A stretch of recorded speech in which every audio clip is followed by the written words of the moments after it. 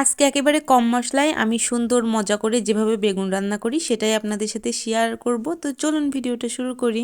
আসসালামু আলাইকুম, কেমন আছেন সবাই? অবশ্যই জানাবেন। এই যে আমি প্রথমে ফ্রিজ থেকে যা যা রান্না করব সেগুলো বাহির করে নিলাম, আর এখন একটু কাটাকুটি করে নিব। আর আমার রান্না করতে আজকে বেশ লেট হয়ে গিয়েছে। এখন আমি সুন্দর মতো বেগুনটা একটু পিস পিস করে নিব। আসলে যেভাবে মাছ দিয়ে রান্না করা হয় সেভাবেই কেটে নিব। আপনারা আপনাদের ইচ্ছা মতো কাটাকুটি করে নিতে পারেন। অনেকেই আমার রেসিপিটা রান্নাটা দেখে বলতে পারেন যে এভাবে কেউ রান্না করে, এভাবে কেউ খায়। কিন্তু ভাই আমি তো এভাবেই খাই, আর এভাবে আমার বেশি মজা লাগে। রান্নাটা আমার মায়ের কাছ থেকেই শেখা। আসলে বেগুনের রান্নাতে যত বেশি কম মশলা ব্যবহার করা যায় ততই কিন্তু মজা লাগে। আর আমি এই রান্নাতে কোনো প্রকার রসুন ব্যবহার করব না। আলু ছাড়া তো আমাদের একেবারে চলেই না, কারণ বাপ বেটি দুইজনে আলু খুব বেশি পছন্দ করে, তাই তো কিছু আলুও দিয়ে নিলাম।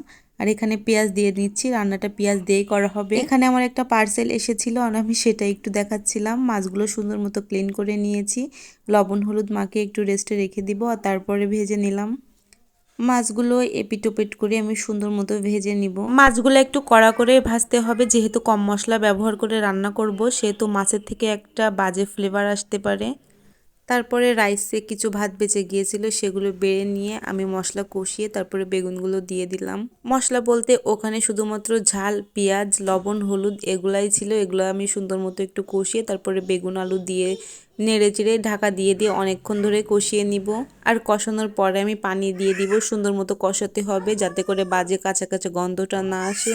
আর এই রান্নায় কিন্তু একটু ঝালটা বেশি করেই দিতে হবে। রান্না যখন হাফ হয়ে যাবে তখন শুধুমাত্র আমি একটু জিরা বাটা দিয়ে দিয়েছিলাম, দিয়ে আমি অনেকক্ষণ জাল করে নিয়ে রান্নাটা নামিয়ে নিলাম। রান্নাটা কিন্তু খাইতে বেশ মজা লাগে। রেসিপিটা ভালো লাগলে বাসায় ট্রাই করতে পারেন। আমার কিছু অলমেট এসেছিল আর এগুলাই আমি এখন লাগিয়ে নিব। এই অলমেটগুলো আমিই সেল করি। কোনো একটা কারণে কাস্টমার রিটার্ন করে দিয়েছিল, তাই তো আমি নিজের রুমেই লাগিয়ে নিলাম। যদি ভালো লাগে তাহলে অর্ডার করতে পারেন আমার কাছে। তো আজকের ভিডিওটা এখানেই রাখি। সকলে অনেক বেশি ভালো থাকবেন। আল্লাহ হাফেজ।